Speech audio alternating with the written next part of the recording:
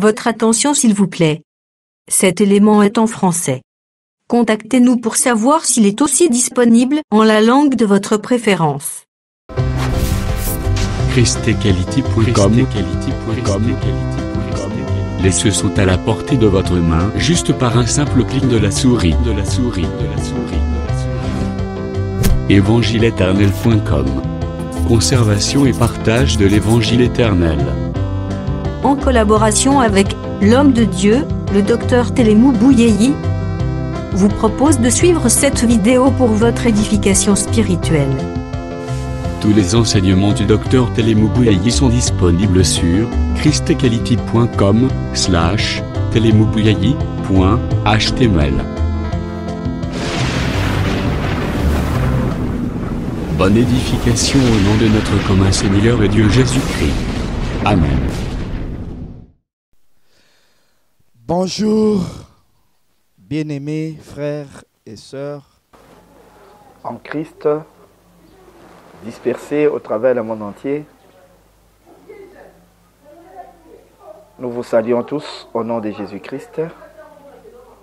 Et même ceux-là qui ne croient pas à Christ, même ceux-là qui ne croient pas à l'Évangile, nous vous demandons de nous suivre attentivement car nous avons un message pour vous. Nous voulons parler d'un thème qui est grand, qui va nous prendre beaucoup de jours, qui va nous prendre beaucoup de séances parce que c'est un thème très vaste. Nous voulons parler de l'enlèvement à l'éternité. Les différents événements qui vont intervenir. C'est-à-dire, qu'est-ce qui va se passer? D'abord, l'enlèvement, c'est quoi? Ça se fera comment? Qui iront à l'enlèvement et qui n'iront pas? Et après l'enlèvement, qu'est-ce qui va se passer? C'est ce que nous voulons essayer un peu de détailler parce qu'il y aura la visitation de Dieu en Israël.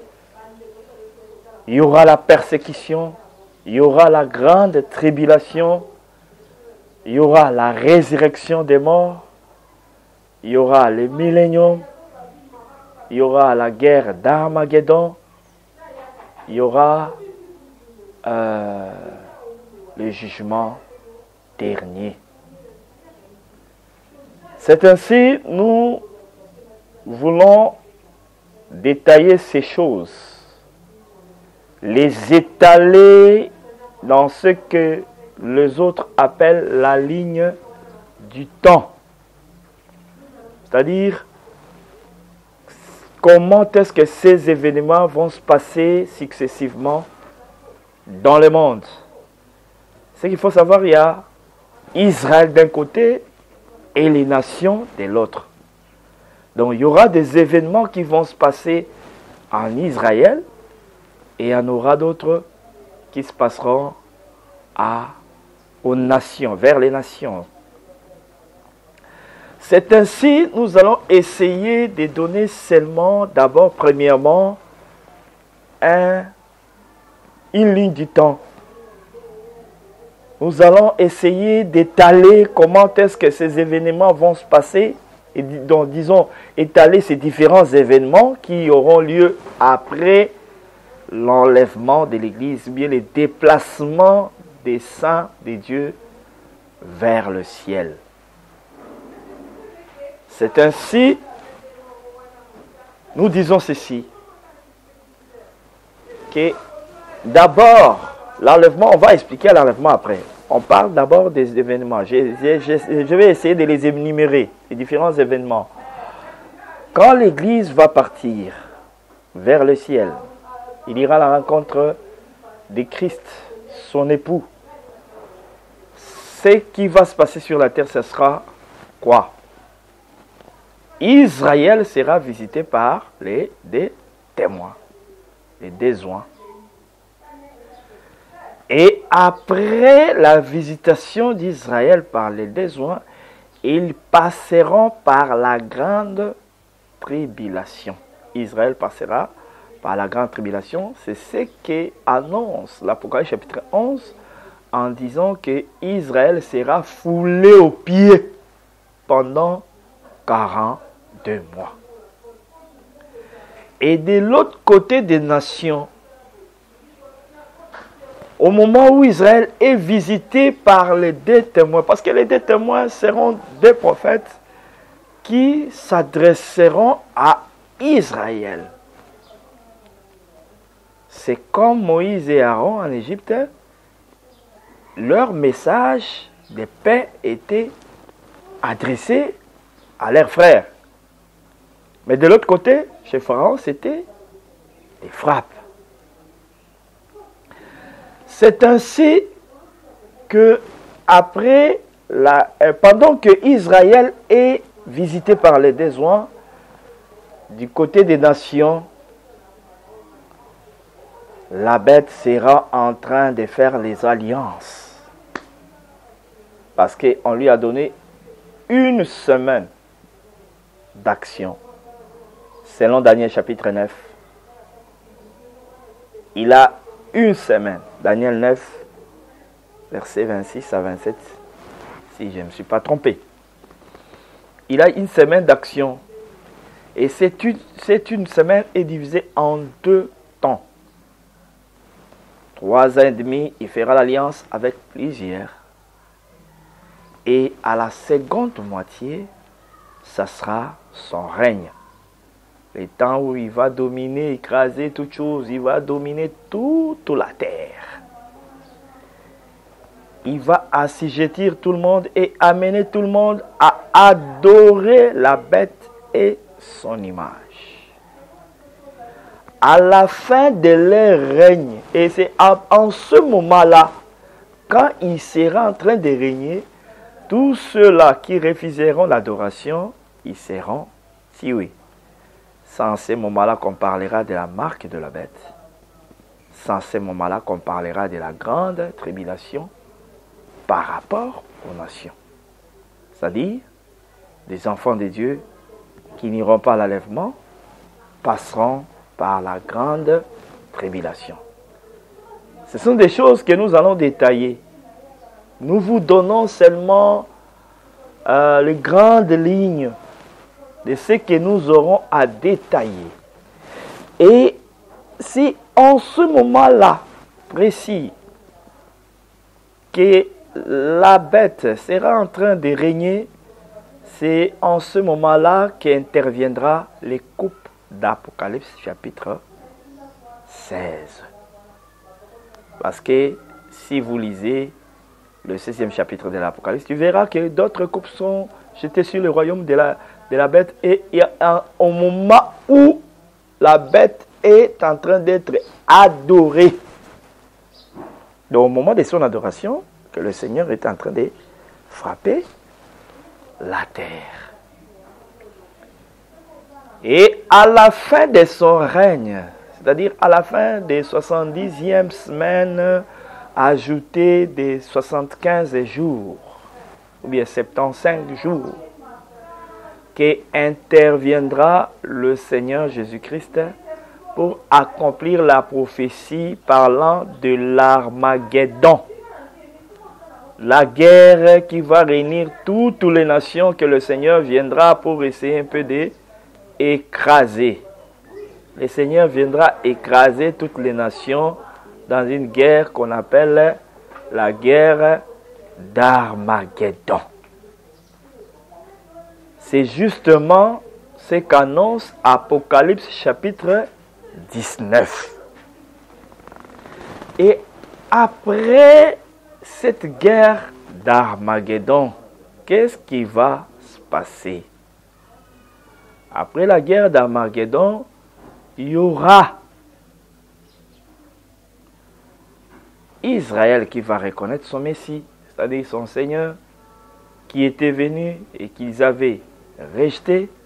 Ils vont les reconnaître, ils vont se repentir et ils vont l'accepter comme leur Seigneur et leur roi.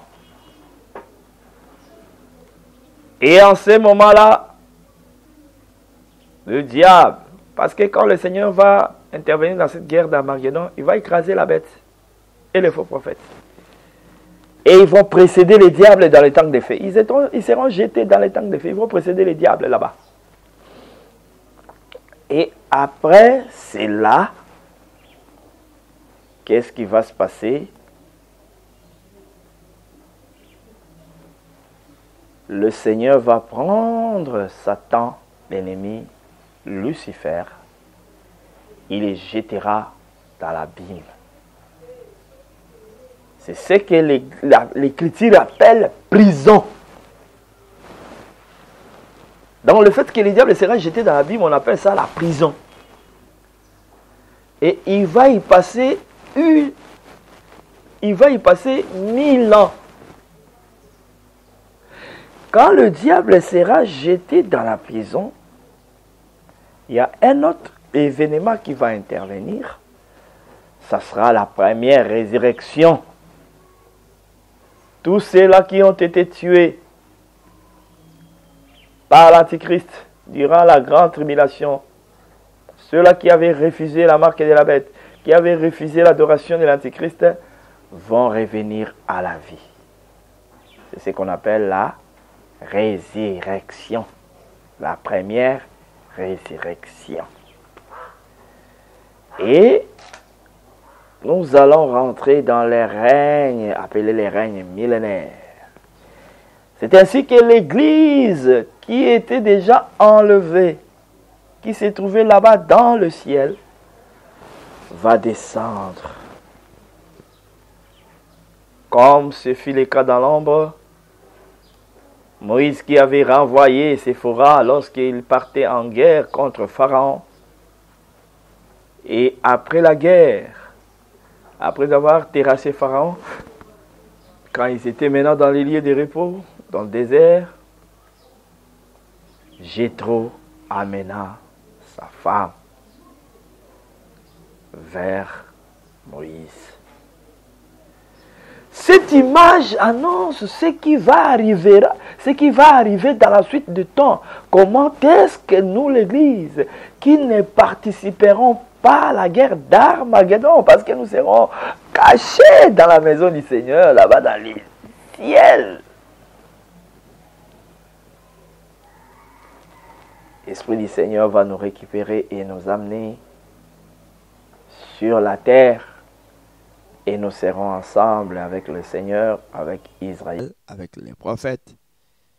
Nous régnerons pendant 1000 ans. Et lorsque le 1000 ans sera accompli,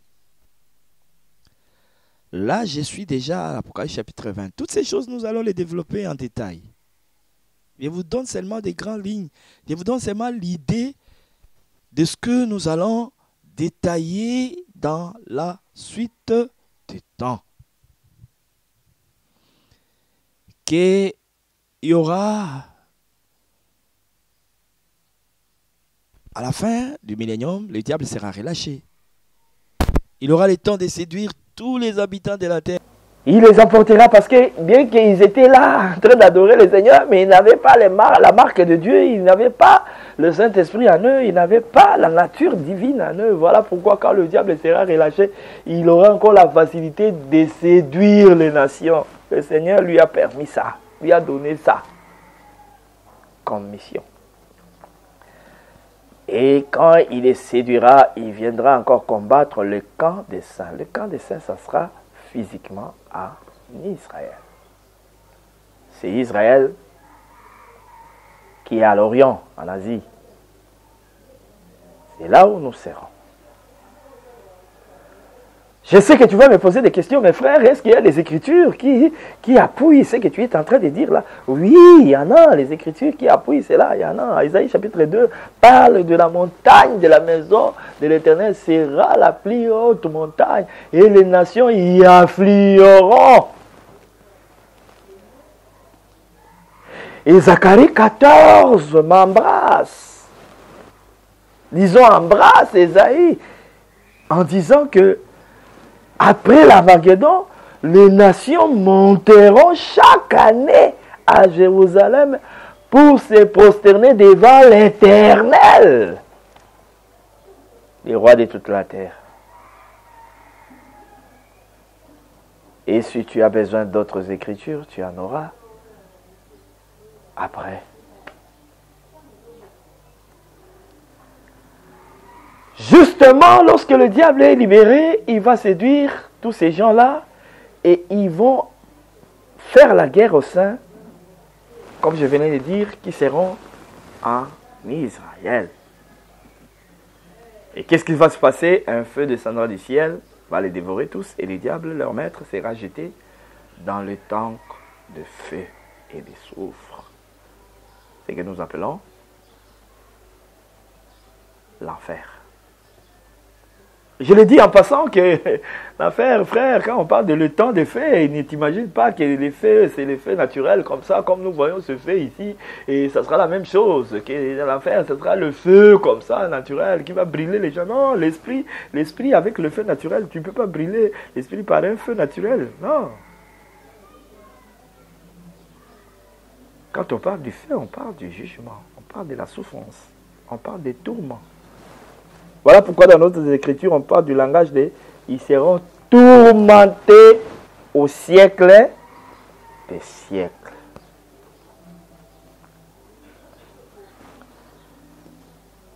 Et après cela, il y aura quoi?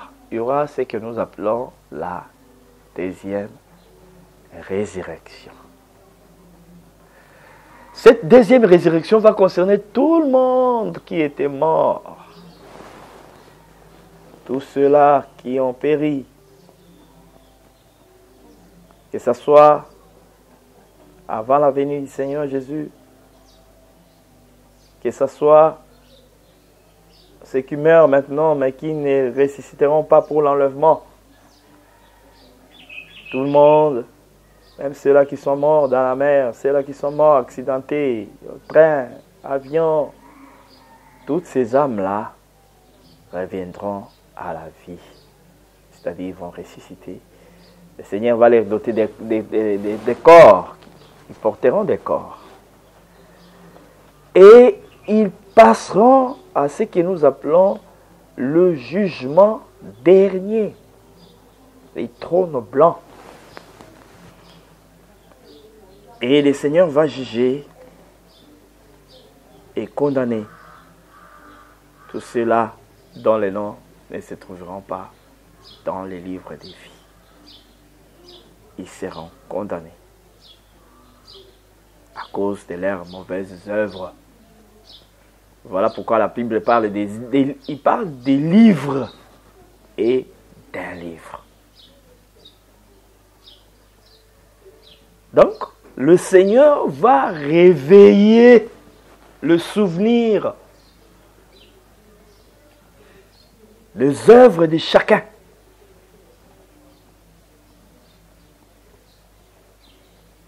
Et il y aura un livre. Je sais que nous allons détailler cela, ce livre-là, le livre de vie. C'est les souvenirs de ceux-là que le Seigneur a destinés à la vie éternelle. La postérité d'Abraham constitue aussi un livre. Voilà pourquoi on parle du livre des vies de l'agneau. Donc ils sont dans l'agneau, parce que les livres c'est l'agneau. Aïe, aïe, aïe. Nous allons reparler de cela après. Et après le jugement dernier, c'est alors que nous allons, il y aura une nouvelle terre et de nouveaux cieux. Cette terre ici que nous voyons, on va passer avec toutes ces impuretés, des immeubles, toutes les histoires que les hommes ont créées, ont placées sur la terre, seront enlevées. Voilà pourquoi Pierre parle du langage des éléments embrasés.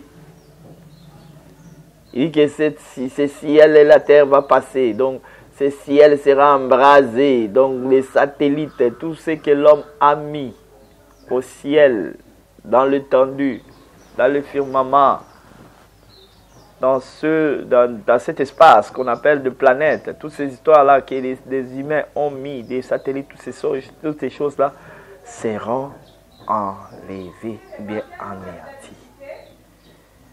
Le Seigneur va encore nous renouveler toutes choses. Et c'est alors que nous rentrerons dans ce que nous appelons l'éternité. Ça sera le retour à l'éternité. Nous allons retourner à l'éternité et revivre dans la joie éternelle pour toujours. Parce que tous ceux-là qui ont détruit cette heure seront effacés.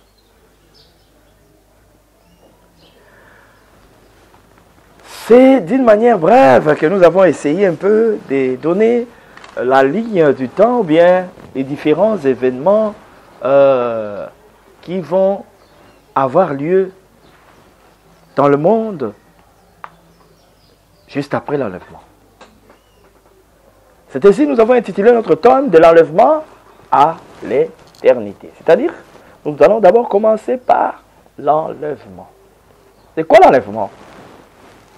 Qui iront? Qui n'iront pas? Nous allons lire, nous allons appeler Paul pour essayer de nous expliquer cela.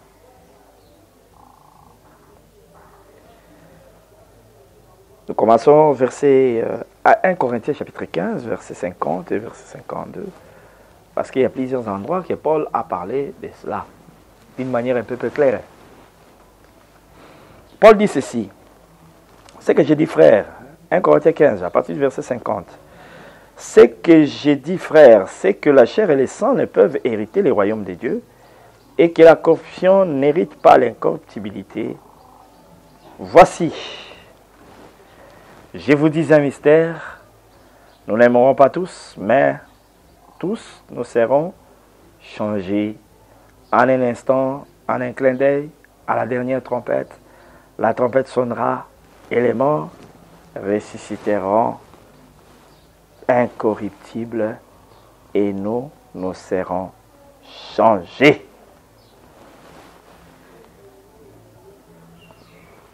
Et nous lisons encore une autre écriture dans Thessaloniciens, 1 Thessaloniciens, chapitre 4e.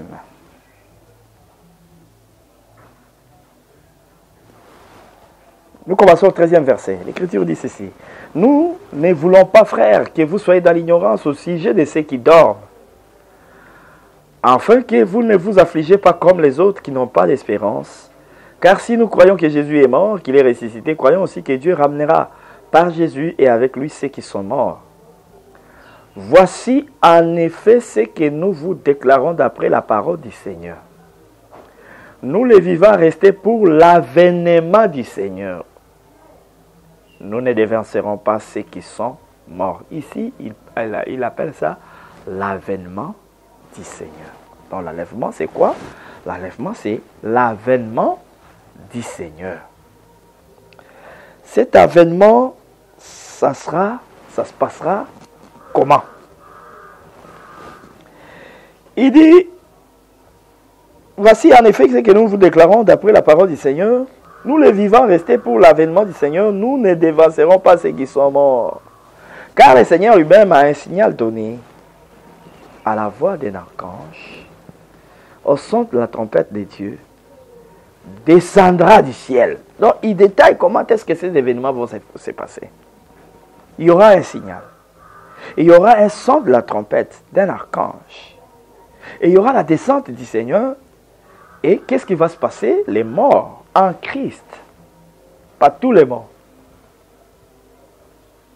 Si tu es mort dans une autre doctrine, tu n'es pas un mort en Christ. Si tu es mort dans l'islam, dans la foi Baha'i, tu n'es pas mort en Christ. Tu es mort, témoin de Jéhovah, tu n'es pas mort en Christ. Les morts en Christ, tu es mort dans le branhamisme, tu n'es pas un mort en Christ. Parce que tu crois déjà à un homme en dehors de Jésus. Or, tous ceux qui meurent en Christ, c'est-à-dire ceux-là qui croient seulement en Jésus, ressusciteront premièrement, ensuite nous les vivants, ceux qui seront vivants, qui seront restés, c'est-à-dire qui ne sont pas encore morts au moment de l'avènement du Seigneur, nous serons tous ensemble enlevés avec eux sur des nuées. Ah, vous voyez comment cet événement va faire. À la rencontre du Seigneur dans les airs, et ainsi nous serons toujours avec le Seigneur. Je pense que Paul est clair là-dessus. Il explique l'enlèvement comme un événement. Un événement qui va se passer, ce sera l'avènement du Seigneur. Un événement qui va se passer sur la terre. Le Seigneur lui-même a parlé de cela dans Matthieu 24 et dit que pour ce qui concerne les jours et l'heure, même les Fils de l'homme les connaissent. Donc, Dieu agit.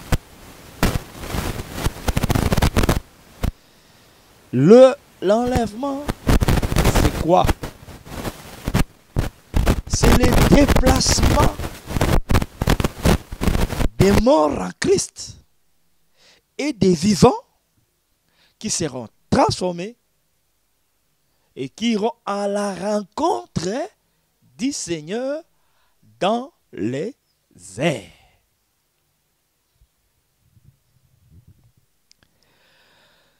Mais cet événement se passera comment?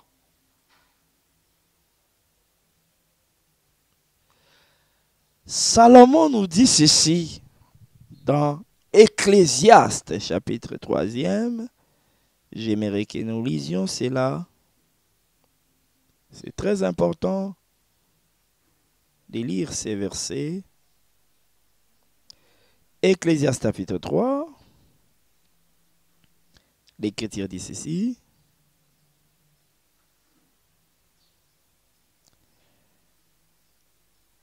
Verset 15. Ce qui a déjà été et ce qui sera a déjà été, et Dieu ramène ce qui est passé. Toujours Ecclésiaste. Nous reculons un peu au premier chapitre.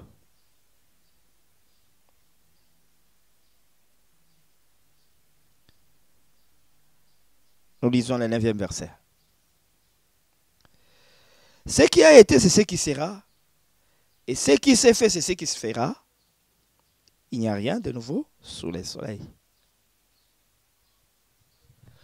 Donc le Seigneur est en train d'expliquer déjà, de dire que si vous pouvez parler de l'enlèvement, c'est un avènement qui sera.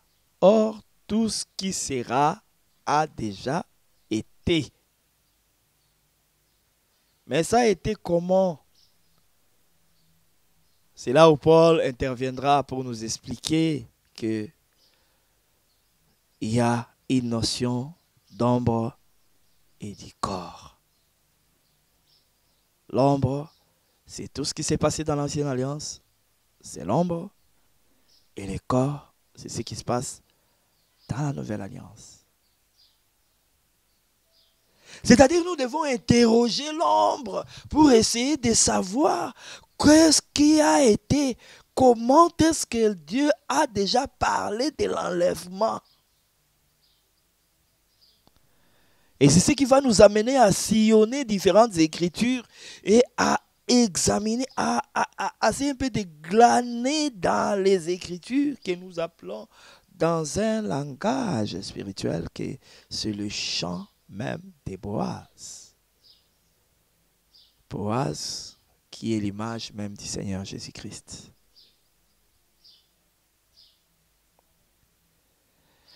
En regardant à ce qui a été,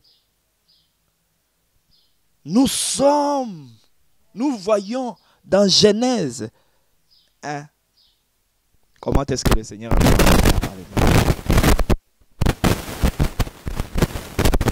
Oui, quand il sépare les eaux d'en haut et les eaux d'en bas, il annonce déjà l'enlèvement. Parce que l'enlèvement, en réalité, c'est la séparation. Comment les eaux, la séparation des eaux peut parler de l'enlèvement? Oui, les eaux, dans Apocalypse chapitre 17, verset 15, l'Écriture appelle les eaux comme étant le peuple, le foule et les langues. Donc quand il sépare les eaux, une portion d'eau est montée au ciel, une autre est restée sur la terre, c'est justement ça qui parle de l'enlèvement. Les déplacements des eaux vers le ciel. Les eaux comme les humains, comme le peuple. Mais quel genre de peuple? Le peuple qui croit à Jésus-Christ. Jésus, c'est quoi? Jésus, c'est la parole. Selon 1 Jean chapitre 1er, au commencement était la parole était avec Dieu, la parole était Dieu, et la parole s'est faite chair. Jésus, c'est la parole faite chair.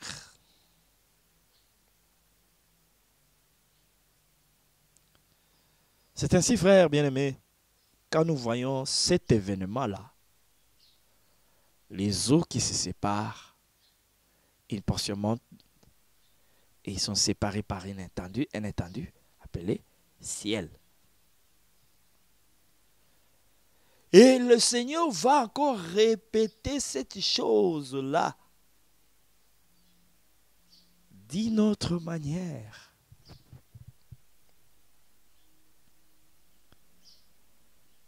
C'est quand? C'est au 5e jour de la création. Oh, quand je regarde ces jours-là, c'est un jour magnifique, merveilleux, glorieux, que le Seigneur a manifesté plusieurs choses. Il a visité la terre et les eaux. Il s'est adressé premièrement à la terre, aux eaux. Il a dit qu'il y ait des poissons qui puissent sortir des eaux. Les gros poissons et les animaux qui sont sortis dans les eaux. Crocodiles, hippopotames, ainsi de suite. Et en ces jours-là, il créa aussi les oiseaux, à qui il ordonna de voler de la terre vers le ciel. Mais est-ce que tous les oiseaux ont volé ces jours-là? C'est la question que je me pose. Est-ce que tous les oiseaux, ces jours-là, ont pris cette direction de la terre vers le ciel? Il y en a d'autres qui ne sont pas montés. À moins que tu nies que le coq ou la poule, ce ne sont pas des oiseaux. Ce sont aussi des oiseaux, ils ont des ailes. Le coq n'est pas monté, la poule n'est pas montée.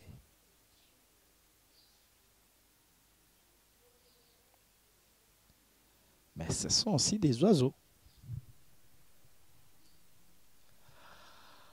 Mais remarquez ceci, frères, ces jours-là.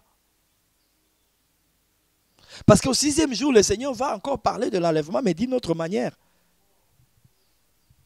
Nous allons y arriver. Parce que nous aimerons d'abord toucher les ombres, faire sortir. Nous n'allons pas faire sortir toutes les ombres. C'est difficile parce que ça va nous prendre tout le temps. Mais nous aimerions d'abord étaler certaines ombres. Ensuite, expliquer l'événement, comment ça va se passer. Le 5e jour de la création. Le Seigneur s'adresse aux eaux. Parce qu'il devait commencer d'abord par les eaux. C'était très important. Avant que les oiseaux volent vers le ciel, il fallait d'abord les gros poissons apparaissent. Parce qu'il avait un travail à faire. Quel est le travail qu'il devait faire les gros poissons? Avaler Jonas. Et ensuite, les vomir.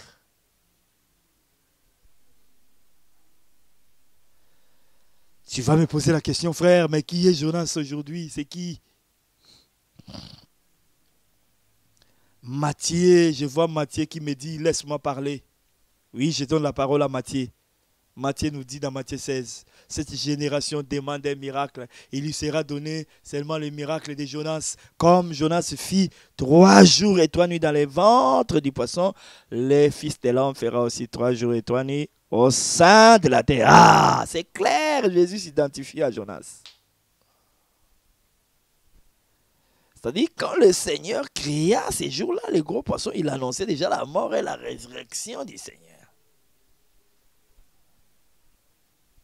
C'est alors, après la mort et la résurrection du Seigneur, qu'apparaîtront la colombe, l'aigle,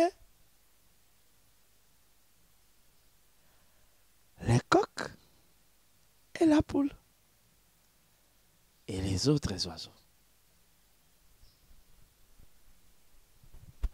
Mais il y a plusieurs oiseaux. Il y a la mouette, il y a la chouette, il y a les pélicans, il y a les perviers, il y a les gomorrans, il y a les hiboux. D'abord, après l'apparition du poisson, nous avons dit que l'apparition du poisson annonçait la mort et la résurrection du Seigneur, parce que le Seigneur, quand il avait voulu parler de sa mort et sa résurrection, il a pris l'exemple de Jonas, qui a été avalé par le poisson et vomi par ces mêmes poissons. C'est ainsi que nous parlerons de la colombe. Et la colombe parle de quoi? Parle du Saint-Esprit, selon l'Écriture qui montre qu'après le baptême du Seigneur, l'Esprit descendit corporellement. Nous vous donnerons l'Écriture même après. Luc est clair là, il parle que l'Esprit descend corporellement sous la forme de la colombe. Or, après la mort et la résurrection du Seigneur, qu'est-ce qui s'est passé?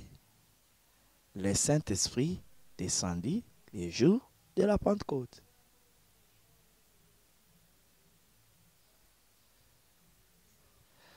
Ça, ce n'est qu'une portion.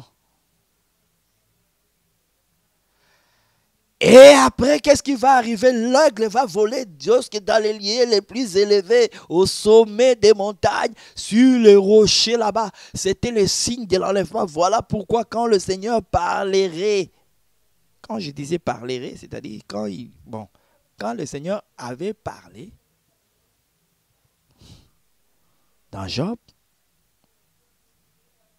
il commence à parler par de la lionne, ensuite il achève son discours par l'aigle. Ce n'est pas un hasard. Il commence par la lionne, il donne la nourriture au lionceau, il fait la chasse, et il finit par l'aigle, parce que c'est la fin, c'est l'enlèvement. Parce qu'il montre l'aigle comme l'oiseau qui met son nid, qui place son nid dans les lieux élevés. Donc, c'était l'image même de l'enlèvement. Les lionceaux, les lions, la lionne mange la lionne. Hein, il parlait de la croix, de la croix à l'enlèvement. Parce que la nourriture des lionceaux, nous comme des lionceaux, notre nourriture c'est l'agneau.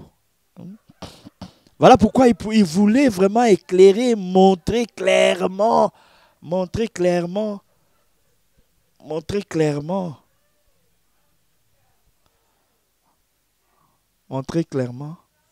On disait que le Seigneur, dans les livres de Job, a parlé des animaux, en commençant par la lionne, en terminant avec l'aigle qui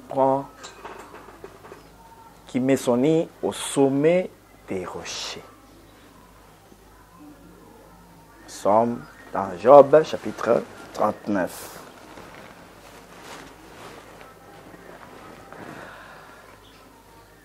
Mais vous allez remarquer, une chose, frère bien-aimé. Le coq apparaît le 5e jour aussi. Parce que le coq, quand il apparaît le 5e jour, l'aigle monte, le coq reste, et le coq va annoncer la venue du 6e jour, la venue de l'homme. Et ces coqs-là, on les prend comme l'esprit d'Élie et de Moïse qui va annoncer la venue du véritable homme, du vrai Adam, qui est le Seigneur Jésus-Christ. Parce que Paul l'appelle le dernier Adam dans les livres des Romains. C'est ainsi, frère bien-aimé, nous disons ceci. Et là, Paul, tu vas me dire, ouais, le coq est apparu, oui, pour annoncer, parce que le coq chante. On va expliquer le coq, comment expliquer le mystère du coq quand il boit de l'eau. Non, ça n'a rien à voir avec la parole. Ça, ce sont les imaginations humaines. La parole, quand elle parle du coq, il voit les chants. Et quand la parole parle de la poule, il voit comment il rassemble les poussins sous ses ailes. C'est ainsi le Seigneur dit, combien de fois ai-je voulu vous rassembler, Israël qui tue les prophètes et ceux qui te sont envoyés. Combien de fois ai-je voulu vous rassembler comme une poule rassemble ses poussins sous ses ailes. Vous voyez, quand il parle de la poule, il voit les rassemblements de tous les poussins sous les ailes. Oui, ces rassemblements sous les ailes, c'est l'enlèvement, oui aussi.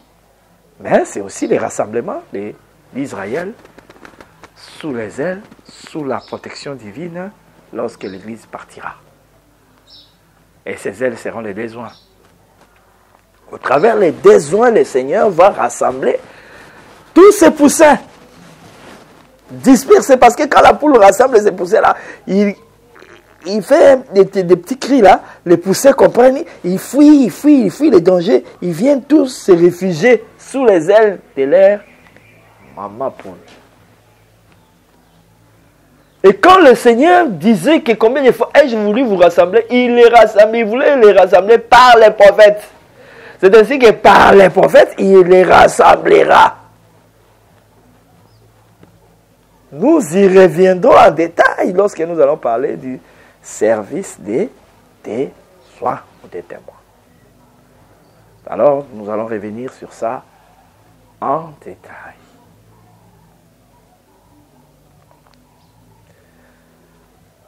Donc, le 6e jour, qu'est-ce qui se passera? Parce que le 6e jour aussi, le Seigneur a parlé de plusieurs choses. Il a créé les reptiles. Il a créé les bêtes des champs. Des animaux du sacrifice. Et il a créé les bêtes sauvages.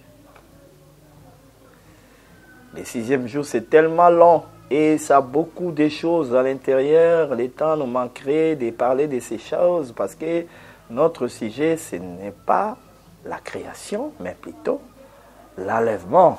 Mais cela ne va pas nous empêcher de flasher un tout petit peu et de passer. Parce que quand le Seigneur crée les reptiles, nous voyons l'apparition du serpent qui est venu le 6e jour. C'est-à-dire l'apparition du serpent. Le serpent ancien viendra faire son travail de séduction. Il fera son travail de séducteur. Le Seigneur l'annonce dans Matthieu 24. Dans Matthieu 24, le Seigneur parle du serpent. Quand il dit plusieurs faux prophètes s'élèveront et séduiront beaucoup de gens. Il parlait du serpent. Et à l'époque où le serpent sera là, dans l'œuvre,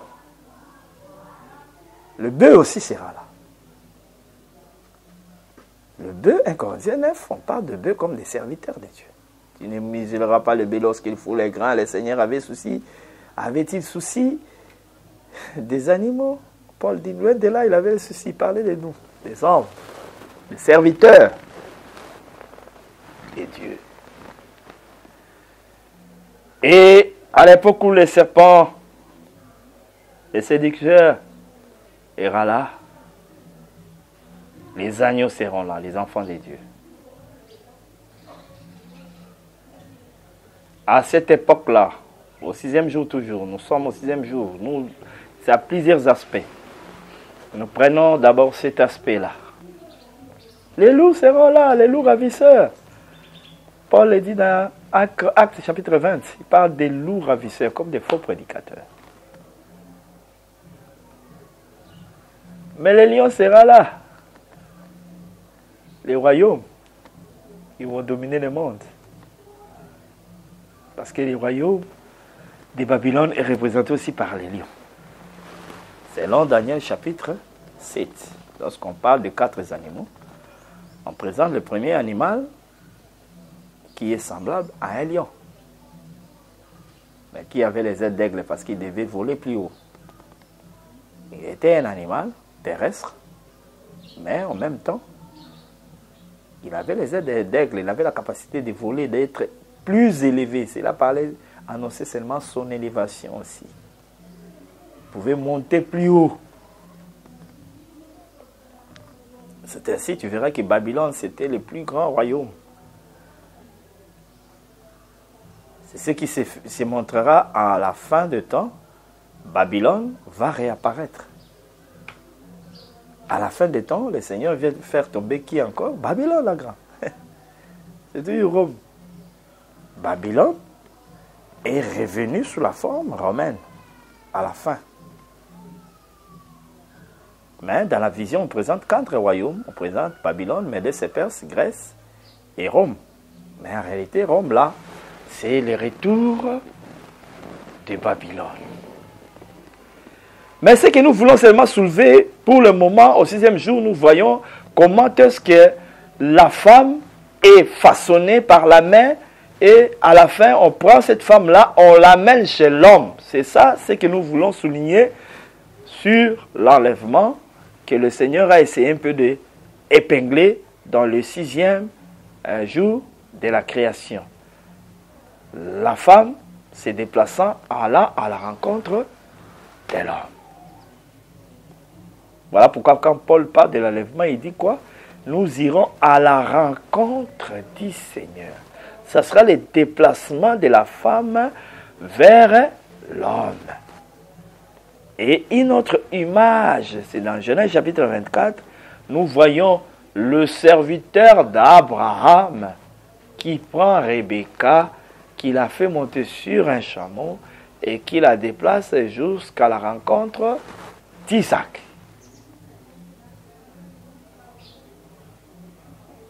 C'est ça. Et avant cela, il y a eu même un événement dans Genèse 30. Lorsque Jacob est parti dans les champs, quand il revenait, Rebecca et plutôt Léa et Rachel ont fait déjà un deal. Parce que Ribin était venu avec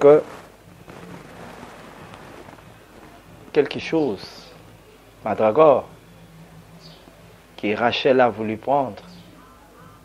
Léa lui a dit, tu as pris mon mari, tu veux prendre encore les mandragores? Donc tu dois faire un choix. Rachel a cédé le mari. Et lorsque cet homme, Jacob, revenait des champs, l'écriture est claire, on peut lire cette écriture. Ça parle aussi de l'enlèvement. Ça nous donne l'image même de l'enlèvement. Genèse chapitre 30. L'écriture dit ceci. Ah, c'est très bien. Nous sommes dans le verset 16. Le soir, comme Jacob revenait des champs, Léa sortit à sa rencontre. Et dit, c'est vers moi que tu viendras, car je t'ai acheté pour les mandragores de mon fils. Et il coucha avec elle cette nuit-là. Dieu exauça Léa qui devint enceinte et enfanta un 5e fils à Jacob. Léa dit, Dieu m'a donné mon salaire parce que j'ai donné ma servante à mon mari. Elle appela du nom de Zachar. Quand elle part à la rencontre C'est le mot qui nous intéresse, la phrase qui nous intéresse. Léa sortit à sa rencontre. Donc, Léa sort de la maison. Elle part à la rencontre de l'époux.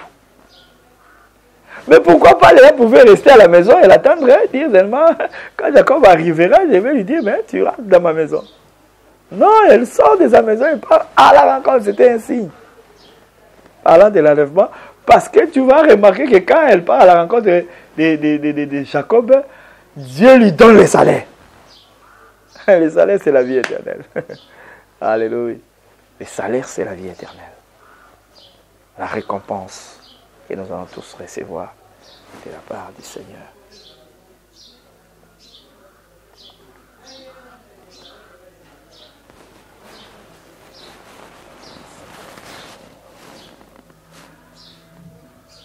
Donc,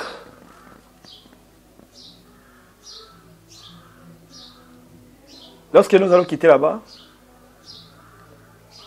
une autre image, c'est l'image d'Enoch qui marchait avec Dieu. Ensuite, il parta et fut enlevé. Une autre aussi image d'Élie, de Tishibite, qui marcha avec l'Éternel et qui fut enlevé. C'était des images. Et maintenant, parlant de l'événement lui-même, qu'est-ce qui va se passer, mes frères bien-aimés? Comme Paul le dit, 1 Corinthiens chapitre 15, les morts qui sont morts et les gens qui meurent, nous ne savons pas quand est-ce que cet événement va arriver. Les jours où cet événement arrivera, je ne sais pas, ce sera 2025, 2030, 2021, 2020, ou bien 2050, ou bien 3000 ans, on ne sait pas. Le Seigneur ne nous a pas donné le temps. Les morts qui seront morts à cette époque-là en Jésus, dans la vraie parole, dans l'évangile éternel. Parce que l'évangile éternel n'a pas commencé en 1900. L'évangile éternel a commencé depuis la Pentecôte. L'évangile éternel, c'est l'explication des Écritures. Les morts en Christ ressusciteront premièrement, et ceux qui seront vivants, qui auront gardé l'enseignement, qui auront gardé la parole, vont être transformés. Et les vivants, ils trouveront d'autres en train de dormir, d'autres ils seront en train de travailler, d'autres ils seront en train de marcher, ils seront dans le travail. Et le Seigneur va nous faire disparaître. L'enlèvement, c'est la disparition. Quand moi, je crois que j'irai à l'enlèvement, donc ce sera la disparition. Les gens vont disparaître en un clin d'œil. Ce sera la disparition. Les morts ressuscitent. Et ensuite, les vivants sont transformés et nous partons. Tous ceux qui sont dans la fausse adoration, tous ceux qui sont dans les faux enseignements, tous ceux qui sont dans la fausse doctrine ne seront pas enlevés. Et tous ceux-là qui vivent dans le péché, dans les abominations, bien qu'ils auront les bons enseignements, bien qu'ils auront la bonne doctrine, et aussi n'iront pas à l'enlèvement. Seulement ceux-là qui vont garder leurs habits propres. Ce sont ces gens-là qui iront à l'enlèvement.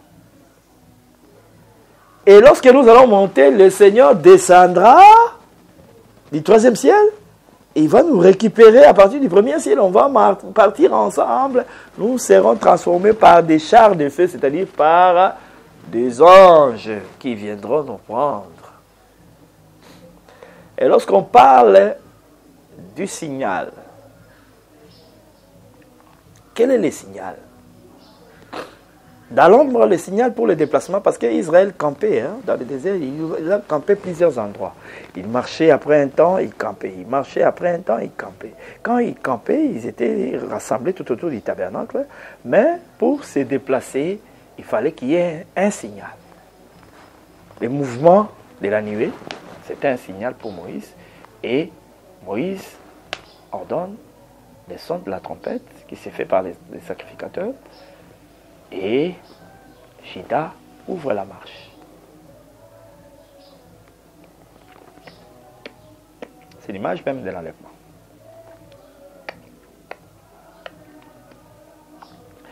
Quel est le signe ou bien les signaux?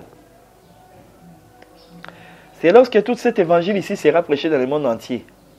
C'est les signes principaux. Le voyage de l'évangile de l'Orient à l'Occident. Lorsque cet éclair, cette lumière va sillonner de l'Orient jusqu'à l'Occident, ça sera la fin.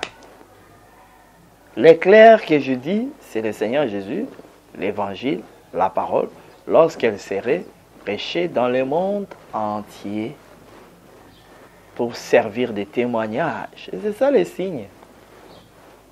Là, on a achevé l'entrée de tous les animaux qui doivent se retrouver dans l'arche. Et le son de la trompette va intervenir, c'est-à-dire la voix du Seigneur va parler. Et moi, je m'inspire d'Apocalypse chapitre 11, lorsque le Seigneur veut récupérer les 10 oins qui ont travaillé, qui ont été tués. Il envoie l'esprit de vie qui rentre en eux et ils sont ressuscités. Et le Seigneur les dit, montez ici. C'est le départ, l'enlèvement. Et je vois que cet événement, c'est un exemple pour nous montrer la manière où nous serons récupérés par le Seigneur lorsqu'il va parler. Il va dire, montez ici et nous allons partir. C'est ça le son de la trompette.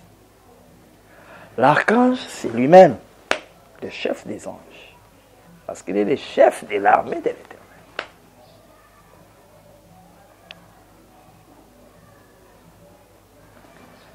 Donc, c'est un peu dans ce sens-là que nous pouvons nous résumer concernant l'enlèvement du Seigneur, de l'Église plutôt. L'avènement du Seigneur, l'enlèvement de l'Église. Et alors, après cet enlèvement de l'Église, directement nous tournons nos regards vers Israël pour voir la visitation des 2 prophètes, des 2 oins. Là, nous sommes dans Apocalypse chapitre 11. Pour aujourd'hui, nous nous arrêtons là. Que le Seigneur vous bénisse. Merci d'avoir suivi ce message et que Jésus-Christ vous bénisse. Si vous avez une question à l'intention de l'homme de Dieu, si vous voulez que l'homme de Dieu prie pour vous, si vous voulez vous confier à l'homme de Dieu, ou si vous voulez tout simplement bénir l'homme de Dieu, contactez-le directement si ses coordonnées sont disponibles depuis sa page. Sinon, contactez-nous et nous lui transmettrons vos préoccupations. N'oubliez pas de faire un tour à notre page évangélisation pour voir en quoi vous pouvez vous rendre utile à Christ par cette œuvre. Que Dieu vous bénisse tous. Amen. ChristQuality.com. Les cieux en un clic de la souris. Évangile-éternel.com, le site de l'Évangile éternel. Christ et Quality Fondation, équilibrer la manne ramassée dans le désert de sorte que chacun ait un maire. Nous sommes Christ et Quality Fondation, un cyberespace évangélique international et multilingue, dédié à la promotion mondiale de l'évangile éternel, l'évangile tridimensionnel, là où la profondeur, la précision et l'exactitude se donnent rendez-vous pour vous exposer, d'une manière suivie, la saine doctrine de prophètes et des apôtres bibliques, ainsi que la révélation de Jésus-Christ, le mystère caché de tous les temps. Nous sommes facilement reconnaissables par notre unique logo distinctif que vous retrouverez dans chacune de nos publications. Vous pouvez accéder à notre plateforme en tapant soit sur christequality.com, soit sur evangileeternel.com. Vous y trouverez des enseignements bibliques, des cantiques et autres extras, en vidéo, en audio et en texte, disponibles en la langue de votre choix. En dehors de son multilingue site web, Christ Equality Foundation administre aussi une chaîne YouTube, disponible elle aussi en plusieurs versions linguistiques. Pour accéder à l'une des versions de notre chaîne YouTube, celle de votre préférence linguistique, vous n'avez absolument point besoin de vous rendre sur youtube.com. Tout le contenu de notre chaîne YouTube est facilement accessible depuis notre site, christequality.com et evangileeternel.com. L'avantage du site, c'est le fait que les enseignements et autres publications vous sont présentés en ordre et catégorisés par rubrique, par prédicateur et par version linguistique.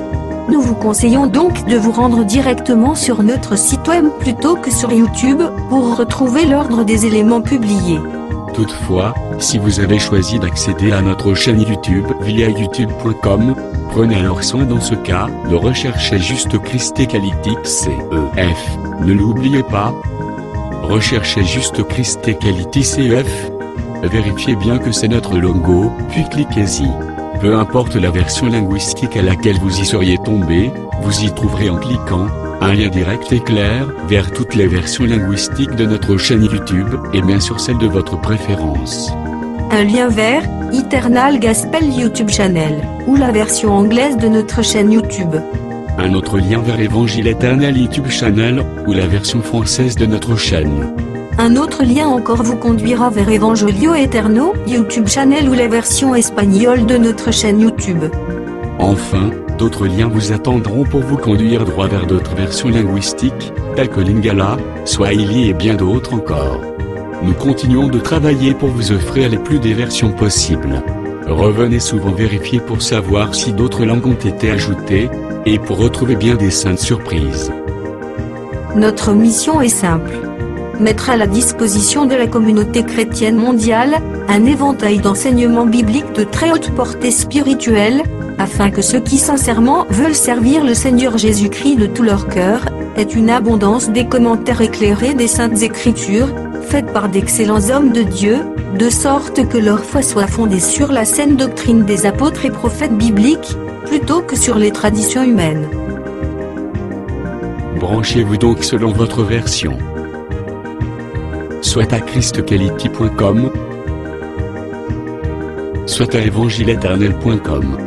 Et laissez-vous édifier, en vous immergeant dans l'incommensurable océan de la révélation des mystères cachés de la connaissance de Dieu en Jésus-Christ que nous publions à votre intention. Avec notre rubrique Pasteur et thème, acquiescer en un temps record la connaissance des docteurs de la parole, le tout dans un langage facile qui ne vous laissera point échapper à la compréhension. Notre rubrique Bible révélée vous apporte l'explication prophétique de toute la Bible, livre par livre, chapitre par chapitre, mot à mot. Par elle, ajoutez à votre connaissance biblique de la hauteur, de la profondeur et de la précision. La rubrique Cantique de Sion vous offre gratuitement des milliers de cantiques instrumentaux et chantés pour accompagner votre méditation, adoration et louange à Jésus-Christ notre Seigneur et Dieu, par lequel vous vous transportez littéralement en sa présence. Et par tout le reste de nos rubriques telles que radioevangileeternel.com, evangileeternel.com TV, Bible audio multilingue, Église virtuelle et culte de prière en ligne, requête de prière, témoignages, questions et réponses, débats religieux et bibliques, prophéties et actualités, et bien d'autres encore. Au travers elles toutes, acquiescer la sagesse et la crainte de Dieu, maîtriser la saine doctrine, discerner facilement les erreurs et les faux enseignements, rabrouer les faux prophètes, les faux apôtres et les ouvriers trompeurs, démystifier les fausses églises, les fausses doctrines, les hérésies ainsi que l'apostasie. Au travers elles, recevez des enseignements à la sainteté et les exhortations à la sanctification, que le Saint-Esprit délivre directement en la langue de votre âme, et dépose tout droit dans le fond secret de votre cœur. Enfin, au travers elles, discernez l'accomplissement des prophéties et les signes des temps, et soyez au rendez-vous de bien d'autres saintes surprises. Pour ne pas manquer une de nos publications, mais aussi pour nous encourager à continuer à vous servir, n'oubliez pas de souscrire à nos YouTube channels. Souscrivez s'il vous plaît. Toutefois, pour vous éviter de recevoir des publications en une langue indésirée, nous vous recommandons de ne souscrire qu'aux chaînes qui correspondent à votre préférence linguistique. Et retenez-le bien, vous n'avez absolument point besoin de vous rendre sur youtube.com pour rechercher nos publications. Tout le contenu ordonné de notre chaîne YouTube est facilement accessible depuis notre site, christocality.com et evangileeternel.com. Que Dieu vous bénisse au nom glorieux de Jésus-Christ notre commun Seigneur et Dieu. Amen. christocality.com. Les cieux en un clic de la souris. Evangileeternel.com, le site de l'Évangile éternel. Christ Equality Fondation, équilibrer la manne ramassée dans le désert de sorte que chacun ait un numéro.